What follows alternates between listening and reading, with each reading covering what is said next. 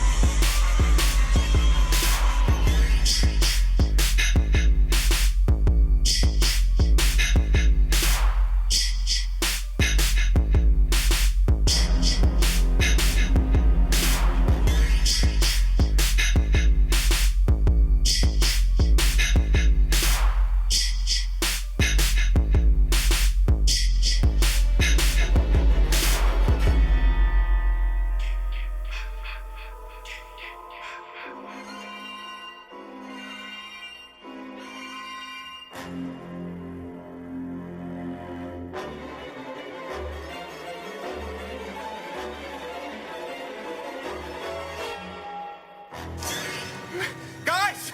It's okay, he just wanted his machete back!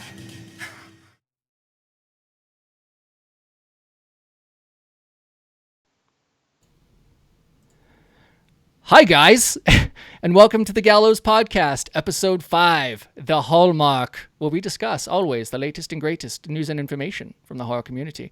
With me, as always, my fucking amazing morbid co-host, Thomas Paxton. Hi, guys! Woo! What's up? Do it again. Woo! How's it go again? Show me again. Show me again. Woo! What's up? God, look at that fucking enthusiasm. That's just fucking amazing. All right, then. Yeah. Woo! Yeah! Hopefully I met your enthusiasm and your excitement. You did. Excellent. So today, guys, Castlevania, the series season 1, Castlevania, the series season 2. Amazing fucking content for you guys today. Little icing on the cake at the end. You'll see. You'll see what it is. It's to entice you. So you'll be here and you'll stay with us. You'll stay with us because there's so much fucking love we're going to do to things. So what we're going to do now, we're going to take off. So I'm going to go ahead. I'm going to start the trailer for Castlevania, the series, season 1. We're going to watch that and we're going to start talking about it. It's going to be amazing. You ready, Thomas? Are you fucking ready, Thomas? Hello!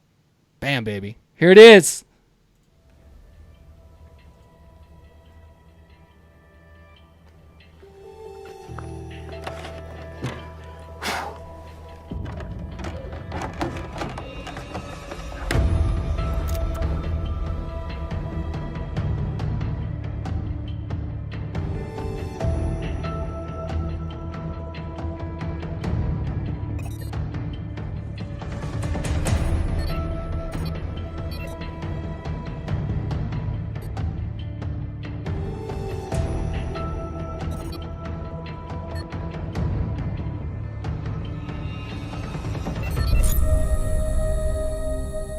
There is a darkness upon the land.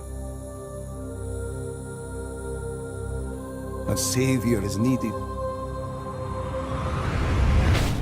Who are you?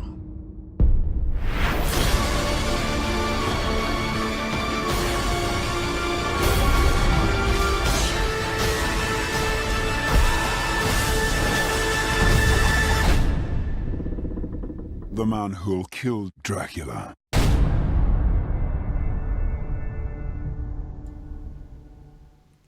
All right, guys. So obviously that's fucking amazing, right? That's some awesome content there. The animation's amazing as well. It's almost like a mix between anime and conventional Western animation, I guess, Thomas. Would that be I'd say accurate? so.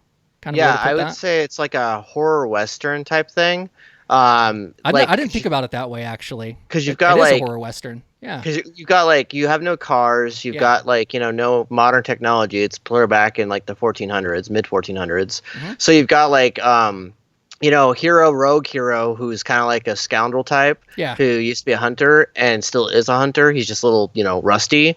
And then you've got Prince Vampire Lord guy who goes off. And their whole thing is to go off and fight the big Dark Lord guy. And then you've got You're referring to Alucard, yes. Yep. Yeah, Alucard. That's I see, love I'm talking Alucard, general in terms of like Uh-huh. role play fantasy. And When I- you're trying to yeah, talk yeah. about genres, Western horror is about guys the cowboys going and getting on their horses to go fight against the bad guy, Yeah. the bad sheriff with the sheriff in town, and the horror of it is they're facing against Dracula and they're trying to save the world, trying to save Wallachia. Yeah. And so that's kind of why I would call it Western horror, kind of. I can see it though, dude. Like I can see that fucking reference. Like absolutely. I didn't even think about that. It's because you're a brilliant writer. It's because you have that sort of dynamic and that component though too, man. Like you're studying this. Like you're basically I am. going to school and everything for that. So it's fucking amazing, right? But it adds that insight for us. I love that. Really quick, Joshua James Fry is here. He's like, yay, I made it. Fucking A, buddy, because of all people, I know you are a Castlevania fanatic and you need to be here with us. This is exciting. Hell yes, it Absolutely. is. Yeah, he's been talking about it, dude. Like I post stuff up and he gets excited about it. He gets enthusiastic.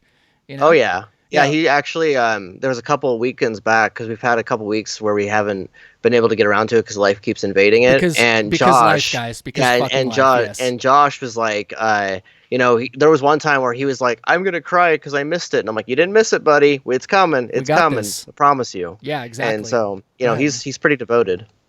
Yeah, and Joshua, we love having you here, buddy. Thank you very much for attending this. And yes, like I said, of the focus here, I was excited for it all week. This sounds really cheesy.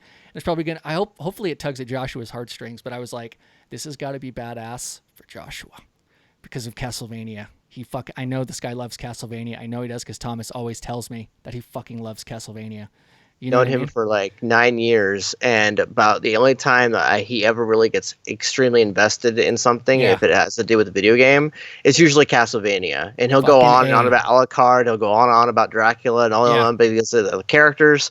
So when I told him, I'm like, yeah, we're gonna do a podcast on Castlevania. I don't know if you know that. And his excitement went right through the roof. flipped out? And oh yeah, he got super excited out? and everything. Good. And then he was like, as I was watching the show and Yeah. like I was binging it, I was sitting there talking about each episode with him, and he was getting more and more excited the more I talked to him because I actually got references that he knew. And he's just Nice. like, this is my world, this is my universe, and so he was super into it. Oh, Joshua, you're in your world today, baby. We got a lot of content for you, for sure.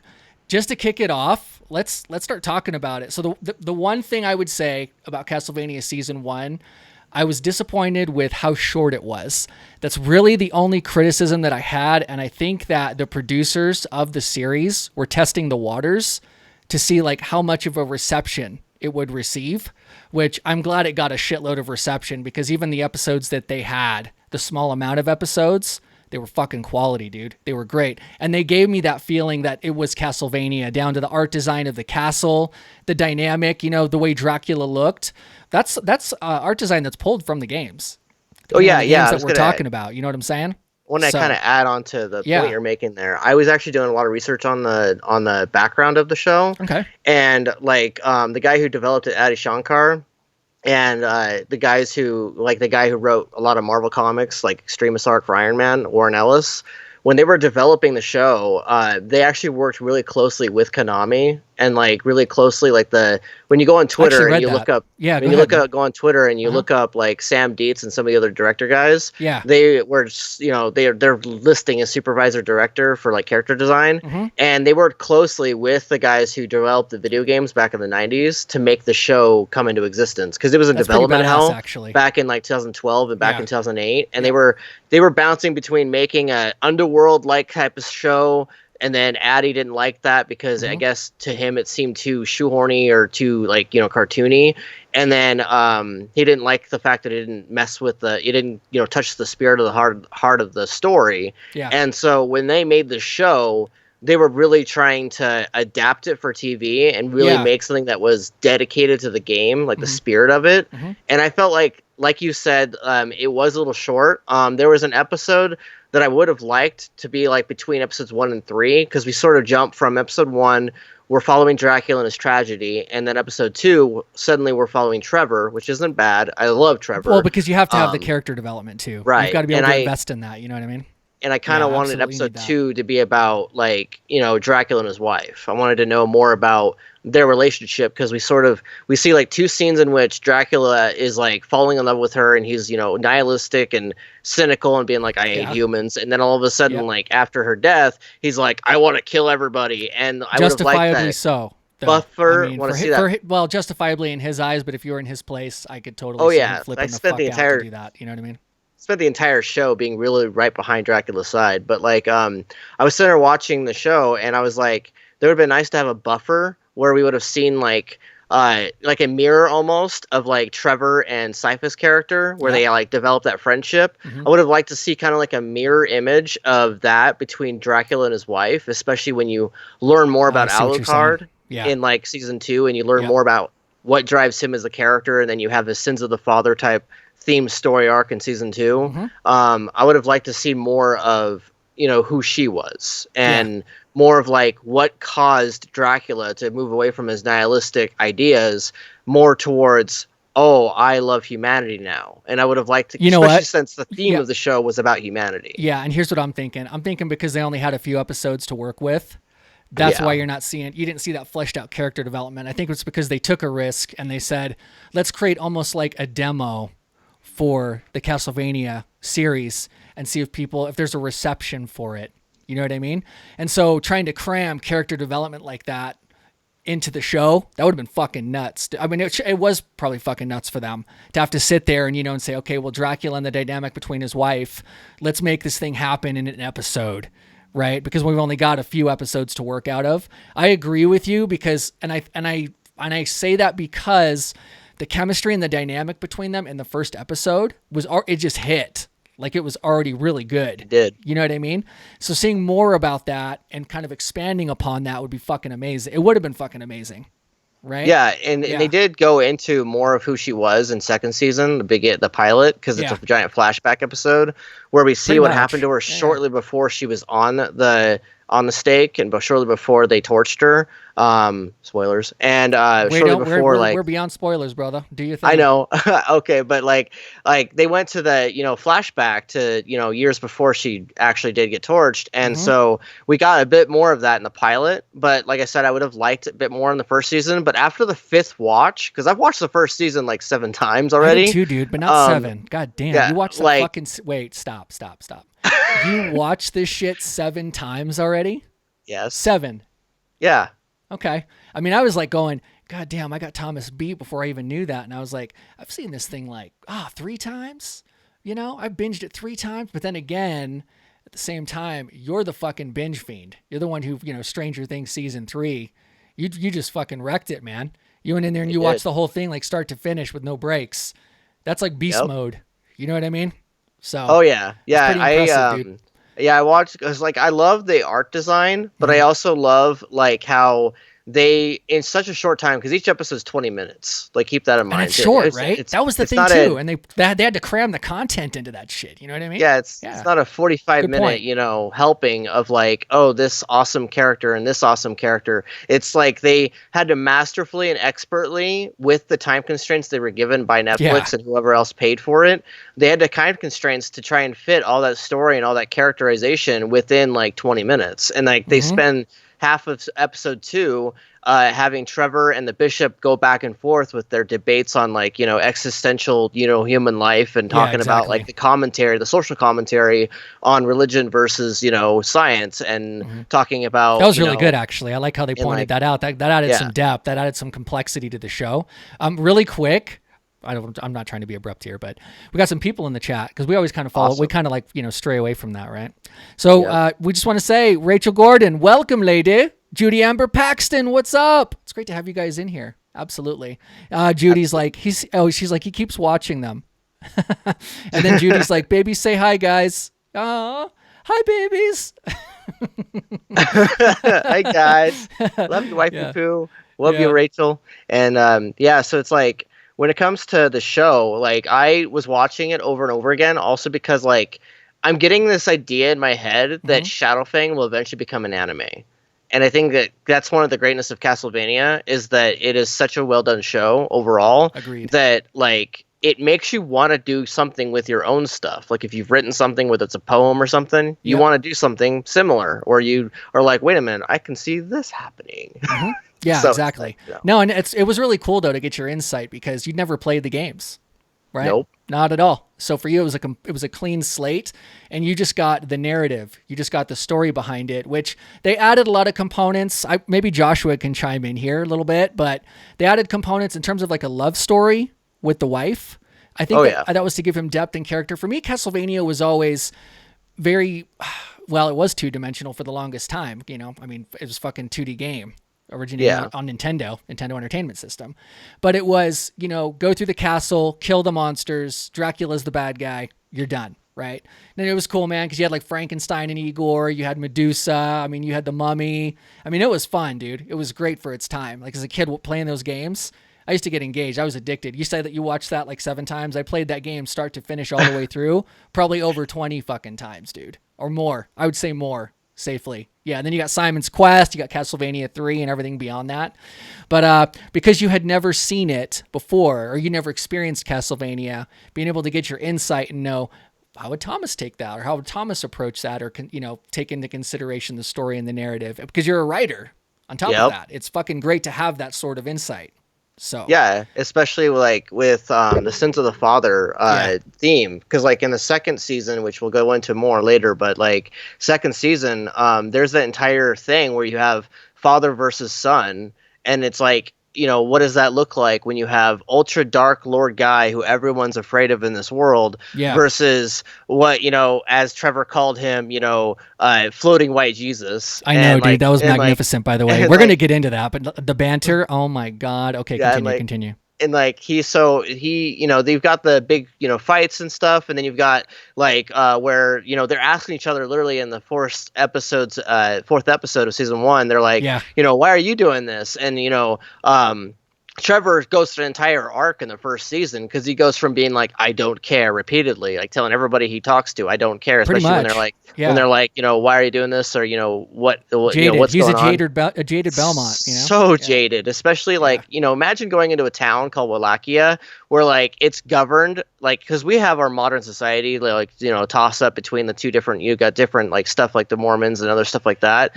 But in Wallachia. We're in Utah. Yeah. Yes. Yeah, but like in Wallachia, you've got like that's all they know. They don't have internet. They don't have anything, like any piece of information from outside of where they live. We do, but they don't. So, you know, he's jaded. And so he walks in and, you know, every time they see anything to do with his family, part of his soul, his part of who crest he is and everything, like his as a family person, crest and shit, it's considered an insult, or it's, you know, it's considered, you know, an outlier, no matter what he does, how many times he cracks that whip and saves someone. So he had to learn by the end of first season that he's like, that was the thing he learned from the bishop, especially was, you know, do what you're doing because, you know, you don't want to be that guy who sat off to the side and did nothing.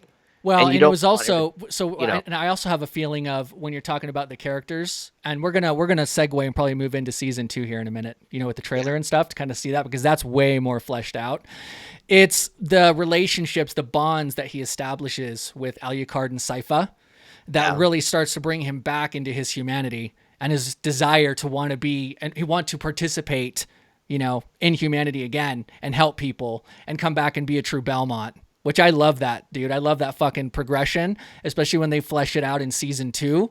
I love all of the content they put in there to show you, okay, Trevor Belmont was a completely apathetic asshole, but wait a minute. No, he's not. He's just a Belmont who's lost his entire fucking family. They're all dead, and everybody despises the Belmonts, even though they were like the A-class monster hunter killers. Yep, you know they what were I mean? The Winchesters. And they banished him. They fucking blacklisted him. And that would make anybody bitter. You know what I mean? Yeah, it would. Yeah.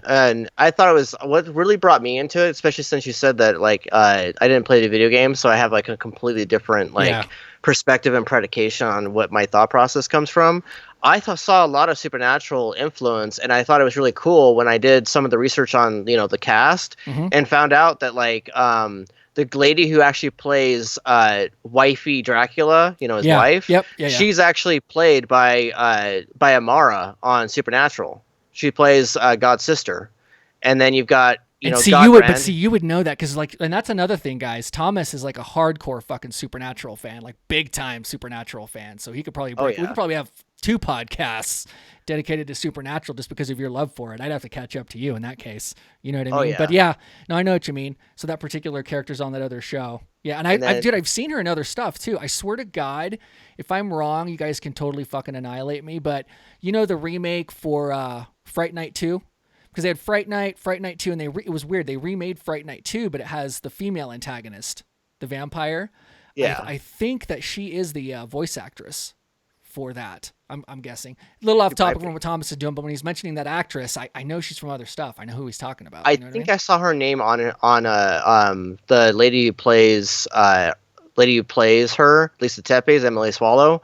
Yeah. She actually, I saw on her cast listing, at least, I don't know if Wikipedia is wrong on that, but I saw her cast listing on IMDb and Wikipedia that she was on Fright Night. So you're probably right on that. That's it then. Then okay. So I was good. Okay, guys. Yeah. I got it.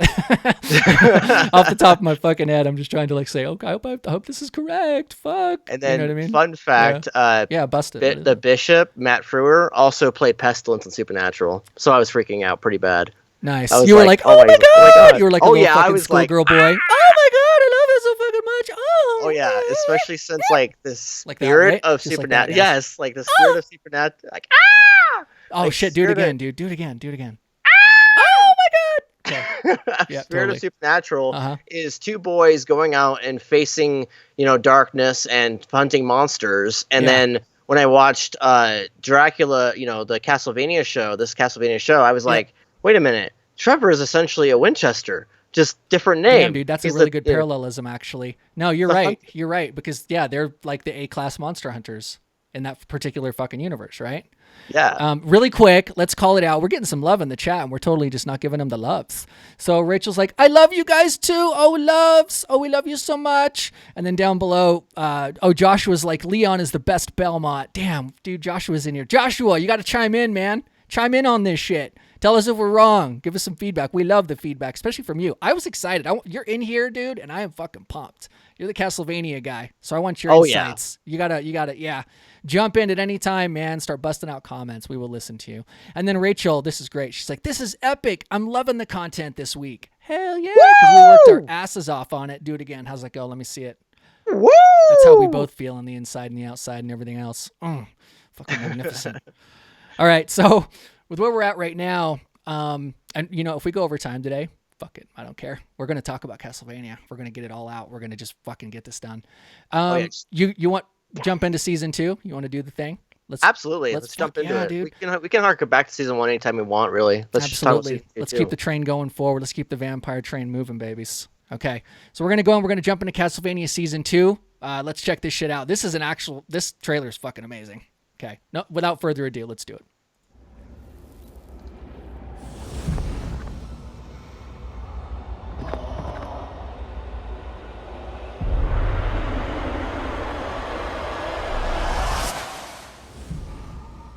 No further.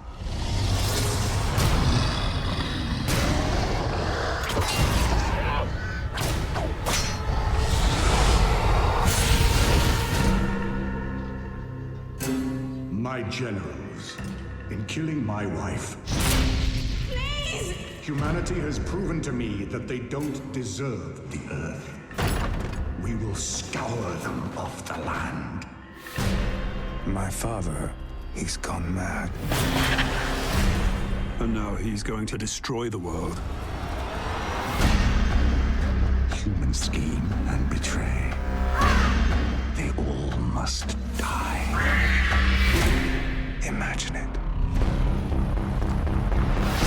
A world without humans. Under endless night. My God. Dracula has to be destroyed. We can't fail.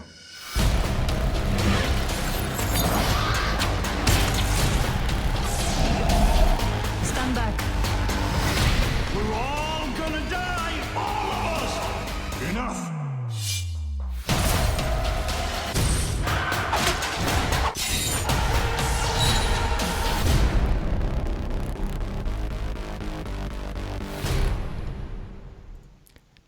dude, that is such a fucking awesome trailer, man. I'm telling you, man. Like that.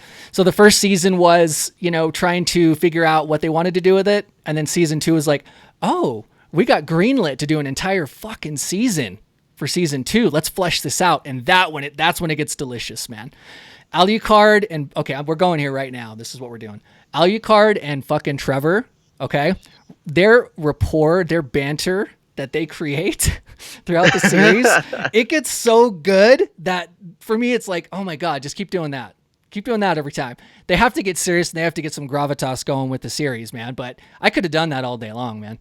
You know what I mean? Case in point, I've got to point it out, okay? So they're in the tomb, or, where Alucard's sleeping, right? And they come out and they get in that big epic fight. And Trevor tries to fucking knee him in the nuts. And Alucard's like, this isn't a bar fight. Have some class. I love that shit, dude. I love that line. It's great. He like slaps him back, like a bitch. It was like, that was awesome. You know what I mean? Yeah. Dude, I busted out laughing so hard during that part. I had to rewind it twice because first time I missed what he said. I just knew I was laughing my ass off. And then like I rewound it and watched it again and I was like, oh, you've got to be kidding me. This is amazing. Especially when he goes for the balls. He's going for the balls because he just got done with 2 bar fights. And then another one too is when he's like, when Alucard's like, oh my God, you still think you're funny, don't you? Yep. See, it's just, dude, and we're doing it. It's not even the actors doing it, and it's that funny. You watch the show and you'll be fucking tearing it up, dude. You'll be busting a gut. You know what I mean?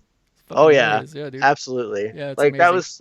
It's one of the things I loved most about season 2, aside from like Josh our was balance telling us between. we both got it so far, by the way, really quick. Awesome. I don't like interrupting us when we're doing our thing, but I interrupt us for people that love us and show us the love, Absolutely. Yeah. Oh, Josh was like, Symphony of the Night brought more depth to the series. I agree with that. Symphony of the Night was a Metroidvania. So really quick, and then we'll get back to yours, Thomas. So hold on to that thought, man. Fucking just grasp it like a fucking ironclad. Yeah, you got it with the cat ears and every. Hang on a second. We got to see this again. How does that go? Look at that. Well, you know what I just noticed? Your cat ears aren't lit up today, dude. What the fuck is up with that, man? They're not charged. Well, they need to be. Every goddamn time they need to be because they're beautiful. I love them on you, man. They glow all purpley and stuff. They do. They're ridiculous, and that's perfect for what we're doing. You know what I mean? Horror geeks. Yep. Okay, but what I was saying was, so you have Symphony of the Night, Metroidvania style. So before, the Castlevania games were very linear. Okay, so it was point A, point B. You have levels in between. You're fighting fucking Medusa, like I said before. You're fighting Medusa, or you're fighting Frankenstein and Igor. You're fighting fucking Creature from the Black Lagoon. Making those references, they actually went that way. Konami was very passionate with the Castlevania series, okay? And then Symphony of the Night comes around, and they create what is... I think it was that one, Joshua, right? Where they created almost like a new genre for 2D games called Metroidvania, where it went from 2D linearity to, oh, okay, well, now you're going to have like this big map, okay? And within a castle, you can go back and forth all the way around, go and find chests, go and look for other stuff. And it was that exploratory element that they brought to Castlevania at that point, which opened up completely new layers for it. It was fucking amazing. You know what I mean? But that added even more depth and layer. And they actually put a really committed story in there. Voice acting, everything. The voice acting was absolute fucking cheese, okay? By today's standards. But back then, it was like, yay, Castlevania. We've never really had voice acting before like this at all, ever. So it's cheesy, but I love it. Kind of stuff, right? Yeah. Yeah. But it's an amazing series. If you guys get a chance to play the games, even though they're old school, and I'll pimp it out for them a little bit. It's on Steam. They've got like the Castlevania collection that's all in HD and it has shitloads of those. I think it's like, the Nintendo version, Nintendo version, Game Boy versions. I'm going to start fucking stuttering on this because I can't remember all the I was actually series. going to add on to something you were saying. I'm trying to think of all of them. Go ahead. I was watching some YouTube clips from the old games just because I wanted to kind of see where if there was a line in quality between the show and the games that came out like before. Some of them came out before I was born, I believe, and then some of them came out a little after. But I was sitting there and I was watching some of the video clips, and I found it really striking just how in sync they were with the heart of the game versus the heart of the show, because really it's a video game adaptation. And so we've had like hundreds of those that are like just dog shit. And then we've had like, a few gems like Castlevania and some others. Yeah. And I found it really striking just how much the guy who plays Dracula, for instance, Richard, not Richard, it was, which one was it? I have notes here, actually. Yeah, Thomas went apeshit with this stuff, man. Yeah. Like, he wanted to be like super detailed, and I was like, if it has to happen, if you're kind of, if you're fucking teetering on a topic or a point, Just be general. It's okay. Yeah. So it let's was call him Mr. Graham, Dude. He's Mr. Dude. Yeah. Graham McTavish, who played Dwalin on Hobbit, is the guy who plays Vlad Dracula. And I can so hear when that now. I can see that and hear it now that you. So I was sitting there and I was watching a couple of the YouTube videos of the games and found it really striking just how much he must have like seen the game, or how much they just happy coincidence that he sounded a lot like Dracula from the games. And so the heart is there, like the beauty and the heart of the line delivery and everything. Yeah. So you were saying, oh yeah, best line delivery from back then. I would say, on the other flip side, it was still holds up to this day, and that Castlevania really shows the gold of it, like shows the beauty of it. Like there's a lot of heart to the show. Yeah. And then what was the line, Joshua, in Symphony of the Night? It was oh god, I'm trying to remember it for you because I want to do it on stream. It was like man, a miserable pile of secrets, but enough talk, have at you. Like it was cheese, dude. It was totally fucking cheese. But that was the whole thing. I also liked in Symphony of the Night playing Alucard. That was great. That was a good change too. I mean, you had some of the different characters in Castlevania 3 that you could play as in the game, but Alucard was the one, man. And so when I saw that in the Castlevania the series, they did Alucard justice, and they actually gave him a personality. Like they're great. It's not just this really serious two-dimensional world that they crafted.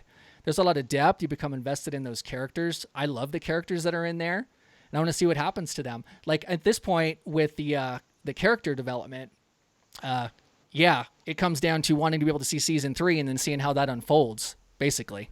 So I can see that. Yeah, definitely. One thing I found interesting about season 2 a lot was that last season, we don't really spend a lot of time with Dracula. We see him in the pilot. And then in season 2, we spent a lot of time with him just being depressed and just being, that's a good point, this very cynical guy who wants, nothing to do with the council that he built. He wants to just sit back and watch as the chaos unfolds and the cities burn. I found that really interesting about season 2, was it was a commentary on not only humanity itself, but Dracula's humanity as a character. Because he was not just your regular mustache twirling villain. He's a guy riddled with tragedy, really. Mm-hmm. Yeah. No, and there was the development, for both Trevor Belmont and Alucard. Alucard was kind of like both of them were kind of big kids, like big babies. But I think Alucard needed to understand that there was a connection that was there for him and available for humanity, where he was always opposed to his father's goals, which is why he, went under the city and went to sleep, because he tried to fight his father to stop him. Yeah. But I think, Trevor and creating that friendship with him, it is a friendship. It seems really fucked up, but it's definitely a friendship, and they have they have feelings for each other. They do. They care about each other. You can tell they laugh at each other and they fuck with each other all day long. It's magnificent. But massive romance. Those dynamics are great. And then really quick, so Joshua was starting to sound off. He's like, you both got it so far. He says, that's when Metroidvania was born. So back when we were talking about it, right, with Symphony of the Night, he said, what is a man? A miserable pile of secrets, but enough talk. Have at you. That's what it was, right, Joshua? Tell me if I nailed it, baby. Tell me if I nailed it, brother. I hope I did. And then he says, for an American-produced anime, it's really well made. He's like, yep. Cool, man. Right on. Yeah. But the character development, dude, the fact that they got the time to do that and flesh these characters out with the second season was great. You know what I mean? Oh yeah, because they were given 8 episodes, and the first season only had 4, so it technically gives you 12 episodes of Castlevania greatness. And then the third season actually got renewed shortly after second season was dropped, and they gave it 10 episodes instead of just 8. Mm-hmm. So it's like you've got like the flashback episode in the very beginning where you get a bit of more of Lisa and like who she was, and then you get some of the Vampire Council, and then you find out that some unrest is going on while Dracula is being like super like moody and stuff. You find out about how his council kind of is losing faith in their goal because there doesn't seem to be a strategy going on. That was another thing. Go ahead, finish the thought. And so like Godbrand goes and talks to Hector and talks to, they talk about the, wanton destruction rather than strategy, and how they prefer to actually be told, better ways of doing it. And like you hear the different banter going on between Isaac and Hector that kind of reminded me of Game of Thrones a little bit. Necromancers. Let's point that out. That was badass that they threw necromancers in there. And there's depth to the there's depth to the secondary characters too. You know, Oh, yeah. supporting cast, they're all there, and they're not just, you know, there for fodder. They're not just there to kind of be a presence. They flesh them out, and you get these little like side stories for these characters. Oh, and then really quick, Joshua's like, "You nailed it." Yes, excellent. I'm glad I nailed it for you. Yes, how does that go again, Thomas? Show me. I'm doing an Alucard voice. Oh, I love it. Mic drop. Mic drop, yes. Mic dropped on that fucking thing. Absolutely. What were you saying? I'm sorry. Oh, I was saying you're a fantastic voice actor and you're capturing the essence very well. I practice a lot, and I practice in front of a mirror. I shouldn't tell anyone that when it comes to Alucard. But Alucard is just an amazing character for me in the series, and I had to do it. I was compelled to talk about him today. Yeah. It's a beautiful vampire Jesus. Yes, and I do look like a vampire Jesus. Absolutely. See, he's laughing over here, dude. He's laughing his ass off. He's like looking at me like, holy fuck, John's projecting and channeling Alucard right now. Yes, right? I am, absolutely. I've left him speechless. I've never experienced this before. This is fucking great. This is amazing. Yes. I am speechless. I'm speechless by the beauty of Alucard and Johnny Boy's emulating Alucard. Absolutely. Like, especially the part where he's like he's like, so you would die. And he's like, you know, dying. I'm not as scared of dying. You know, living through killing you would have been the luxury. Oh, right. When they're on the ground. Yes. Yeah. He's like killing you. He's like, I can't remember verbatim. We're probably gonna fucking butcher it, but he's like, yeah, you know, killing or dying wouldn't have mattered to me. Killing you was the point, kind of a thing, right? Yep. Yeah, because Alucard was going for him, and he's like, that's cool to Trevor's credit though. He's like, I don't give a fuck, dude. You're here. I will end you because I'm a Belmont and I will have the opportunity. You can kill me, but you're going with me, baby. You know what I mean? I love that shit. That's part of it, right? So one thing I have to say about season 2 though is they did a lot of really good work with showing what the Belmont's estate looked like, because like you hear all about it and you hear about it in the first season, and in the second season they went into it and like they show you their house, they show you where Trevor grew up, they show you there's that really beautiful scene where Alucard goes over to the wall of skulls, of vampire skulls, and like it's this giant tragic, almost depressing like realization on his face of like, oh my god, what if that's part of my family? Like he's just like looking at it going, his family killed my family and now we're forced to be friends and fight together. But they do become that. That's the cool thing, dude. You know what I mean? Like they do start to establish that bond and they understand each other's role in the world, kind of a thing as it relates to stopping Dracula and the friendship that is established. I love that thing. I also love the iconic moments that they have, like with Trevor when he finds the Morning Star, when he goes home. And they go underneath. So what happens? Like you have Dracula's castle that teleports. Okay, that's another fucking story in and of itself. So Dracula's castle teleports at some point in the series. Just so happens to teleport right on top of Trevor Belmont's family stronghold, family home, big area, right? Big castle. And underground, it's all of their trinkets, all of their lore, all of their history, all of their weapons, right? And they go in there to try to find solutions. You know, to try to figure out, well, how can we fight Dracula? We're not really equipped for it. And Trevor's like, well, my family home has the fucking shit that we need to go and kill people and kill the fucking monsters. So they go and do the stuff. But within that, like when he finds Morningstar, that's an awesome scene in and of itself, man. You know what I mean? Yeah. I also like the iconic scenes with Alucard as well, where he's got his sword and his sword that flies, that he almost like controls, right, and manipulates. That's all from the game, dude. Like, that's just good stuff. Oh, and then really quick, let's do this, because we keep missing it. So Joshua, as it relates to my Alucard voice and my quotes, I believe he said I nailed it. I think that's what he's saying. Yes. Oh, it's the quote that, you know, have at you, a miserable pile of secrets that humanity is, right? And then he says, Hector is the best devil forger. And then he's like, the power of the floating vampire Jesus. Yes, I am that. Absolutely. Just for you, Joshua. I'll keep doing this voice if you want me to do it the whole fucking time. Yes. And then he says, what do you say? That's definitely a reference to Simon the Morning Star. Yeah, absolutely. Simon Belmont and Trevor and those guys. The crew. You know? I absolutely love the sword. Like when they got to the battle where they were trying to have all three of them do the trio thing, and the sword's flying through the sky, and then the sword literally like halts in midair and like dives a little bit because they didn't want to kill that one person. I thought that was hilarious how it did that, because it reminded me of a role play that me and Amber did a while back with her siblings, where the sword that didn't appear magical at first, she finally, because I was like, I want my own Melnor, and so she gave me the sword, and the sword ended up having a personality. similar to Doctor Strange's cape. So when I watched that, I was like, oh my god, it's my sword. And then I Yeah. realized I'm like, no, it's a Castlevania game reference. Well, yeah, because when you watch this, you said you got a lot of references, like a lot of inspiration for doing some of your own material, which is really cool, dude. You know what I mean? And that's the kind of content that Castlevania is. It resonates on a lot of different levels for people, especially, you know, that are into the game or that are into fiction.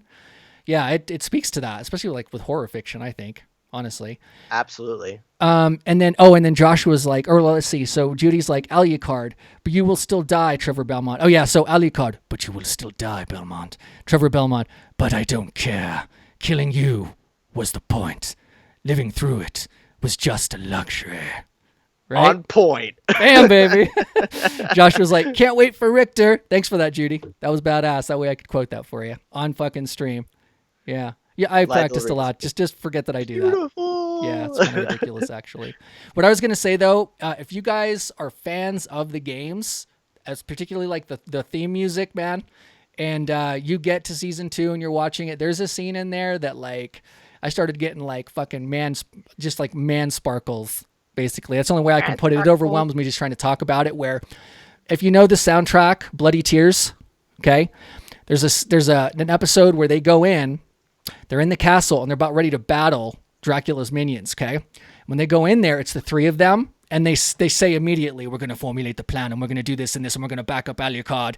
And they start kicking ass, and they throw in Bloody Tears. They finally give us, like, this absolute fan service to the games.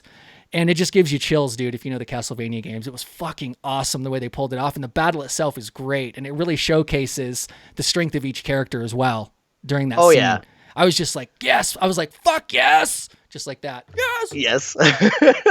Yeah, Right? I love the battle scene myself because this is a video game adaptation. So when it comes Exactly. to adaptations in Rachel's general, like, oh my good goddamn.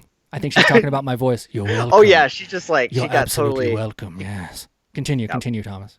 she got moist. But I was sitting there and I was like Yes, I was like watching the finale and I was watching them fight each other and like Yeah. the Western horror of it was there, I but like that also reference, dude. a Yeah. bit of role play game type thing kicked in because like when you think about the games, like from what I've been told for years and what Yeah. you're describing, since it's a video game adaptation, the finale felt like a boss fight. It felt like It did. You're absolutely like, right. They you nailed have it.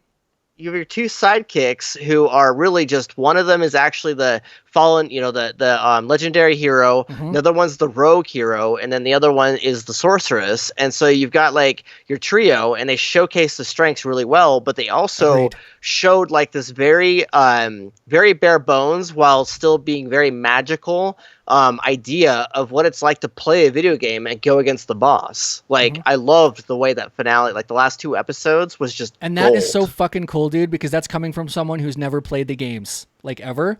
And you can see that the way that they did that, the way that they set that up, which that speaks to it even more.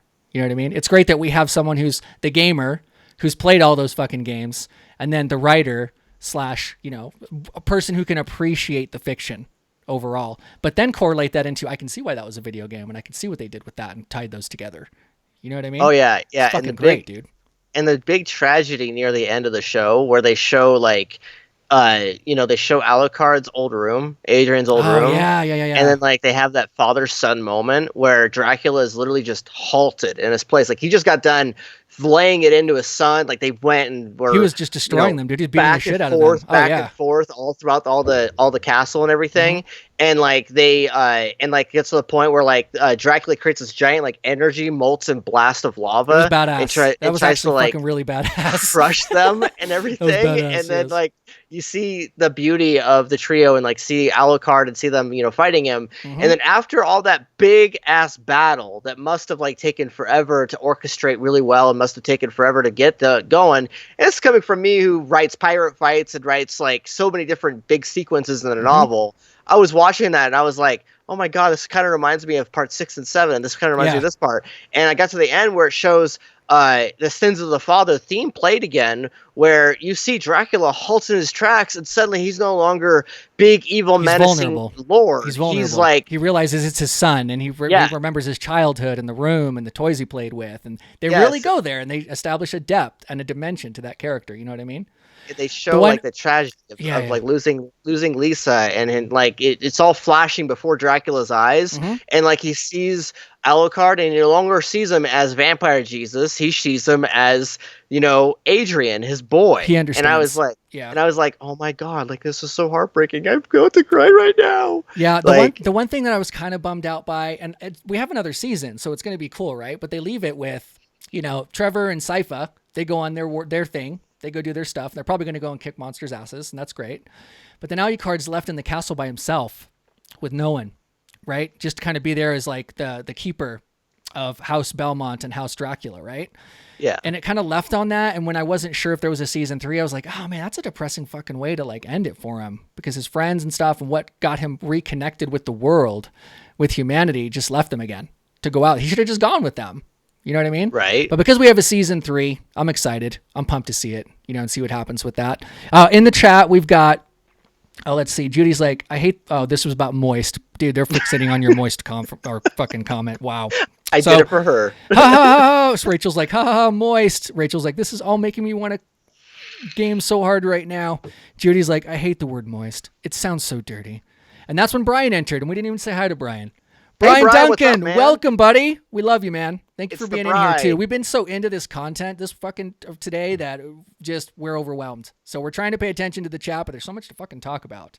They did such a great job with the series. Joshua's like, it's so worth it. Joshua's like, Mega Megiddo. I'm not sure with that one. But then Judy's like, crying, poor Alucard. And Joshua that says that scene was so powerful. He's either talking about the Dracula Son scene or he's talking about the one with bloody tears. Either way, they're both badass. Probably. That's what I'm saying too, right? Yeah, for sure. I go with both. Yeah. Oh, and then he's like, mourning. Let's see. Mourning was the right choice for Alucard. So Joshua feels that, you know, he should have been in mourning and just left there to kind of, you know, deal with and process the emotional issues from killing his own father. Speaking as a narrative storyteller, and speaking as someone who likes to do flip sides when it comes to beginning and ends, because you don't want to begin the story the same way as you end it, unless it's like Lion King, where like it's supposed to mirror itself and it's part of the story. Okay. With him being left there to sit on the chair and flash through his life, basically, and like see like his dad being dead and realize his mom's dead and he just has no family left over. Yeah. And realize that the only family he really has, which we'll probably visit in 3rd season, is those two. Like, I think that us leaving him there was actually the perfect way to end it. Because it's him mourning the humanity of his family and mourning the humanity that he fought for. Because when you he fought for, exactly. He did. He stepped up. Yeah. When you have darkness and light, you have to show the reason why we're even fighting for light. Otherwise, you know, there's no point in the show even existing, because you have to have that whole, what are we fighting for? And we explore the why a lot in 1st season. And 2nd season, we see the why be executed. And so in 2nd season, at the end, when he's sitting there and he's crying and stuff, like, you got to also remember, he just lost his daddy-o and he had to kill him. Yeah, that's a valid point. And then the other thing, too, Rachel saying, I mean, it's a lot of emotional weight. You can't just force a character to shove that shit down and just trudge on with the others. That's totally valid point. He's got to process it. He killed his own father, and it was for the, you know, I guess from an audience perspective, for the betterment of the world, right? Because he was going to end humanity. I think, too, and see, I wasn't even worried about it, but we also have to keep it in mind. I think we're getting pretty close to overtime, if not overtime. And I've got a little treat for you guys before we end the fucking podcast for today. So what we're going to do is I'm going to play it. You guys are going to love it. I know you are. And there's a lot of love here. And let's just experience that love together. Absolutely. Thomas, one more time for us, baby. How does that go again, Thomas? Just like that. Such a magnificent, beautiful man. Yes, he is. Okay, you guys ready? Here we go. Here we go. Oh, we love you. We love her. Hey, Cinema Macabre. This is Denise Crosby. I played Rachel Creed in Pet Cemetery, the real Pet Cemetery. And I just want to say hi, and I hope I get to meet you all. And thanks for being fans. Yay!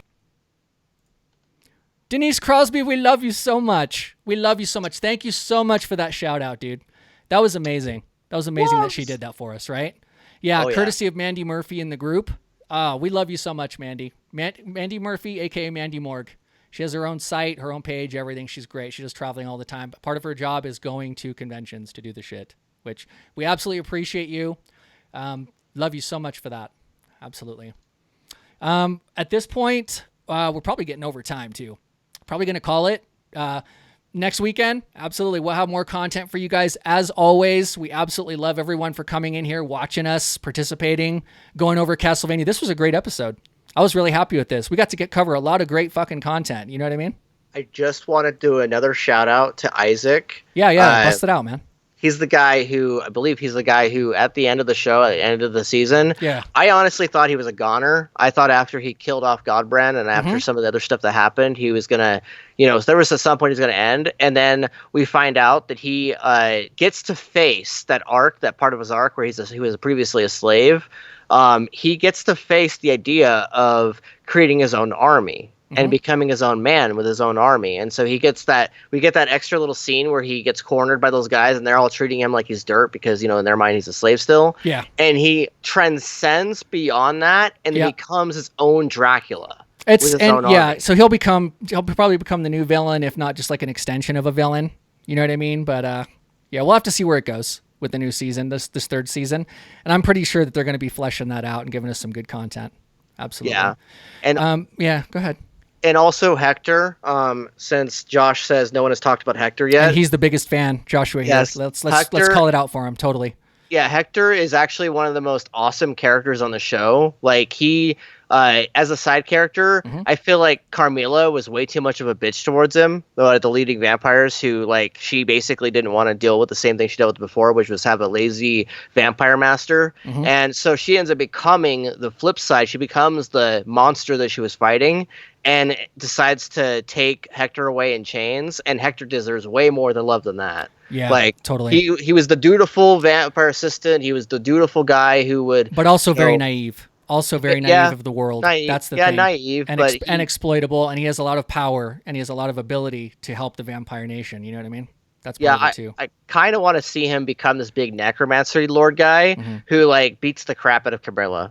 I want to see it. Yeah. Oh, and then Joshua was like, no one has talked about Hector. He's like, guess he wasn't memorable. Oh, he was. Yes, he was. Absolutely. That's why we wanted to talk about him for you. And then Josh was like, he will most likely be in the next. Yeah, he'll be there. He'll be there for sure. I mean, he was just taken away. He didn't die or anything. So they're going to have to expand upon what the fuck happens to Hector now.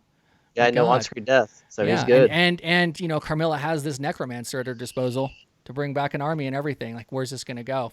Right? Oh, yeah. She'll become one of the next villains. Yeah. And Josh was like, just to finish it out, he's like, yeah, Hector will get more character growth. And he will. He'll get more character growth. They're really good in this show about the character growth and development and fleshing out the characters. So I'm excited and compelled to find out what happens with this stuff.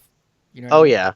Yeah, I absolutely love Hector, and I want to see more happen to him. I don't want his naivety to be the price of his character. I want him to transcend beyond that. Yeah, totally.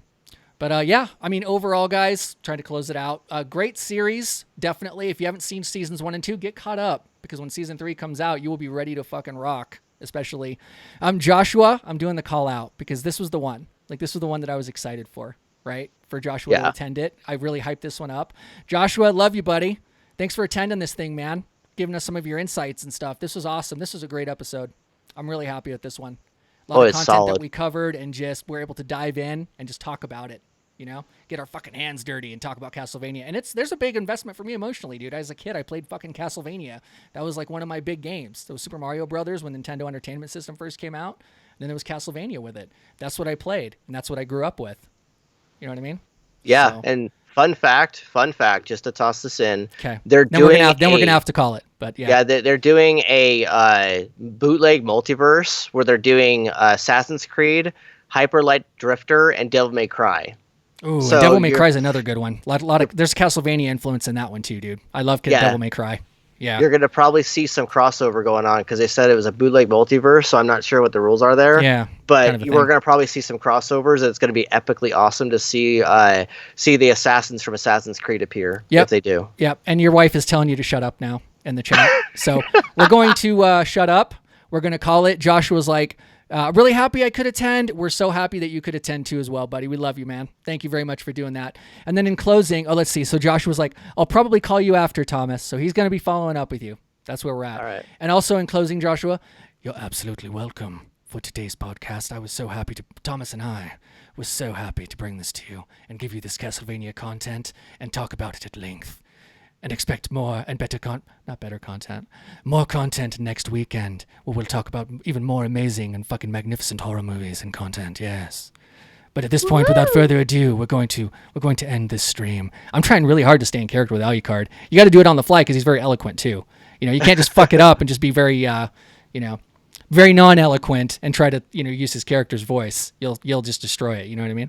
All right. Enough. All right, What up, guys. Tyler? Yeah. What's up? We're going now. It's over. But we love all of you. Thank you so much for attending, and we'll see you guys next weekend. Absolutely. Say goodbye, Thomas. Give everybody some love. Oh, we love you always. We love you so fucking much. We love you so much. Adieu. I'm going to give the people what they want. Sensation, horror, shock. Send them out in the streets to tell their friends how wonderful it is to be scared to death.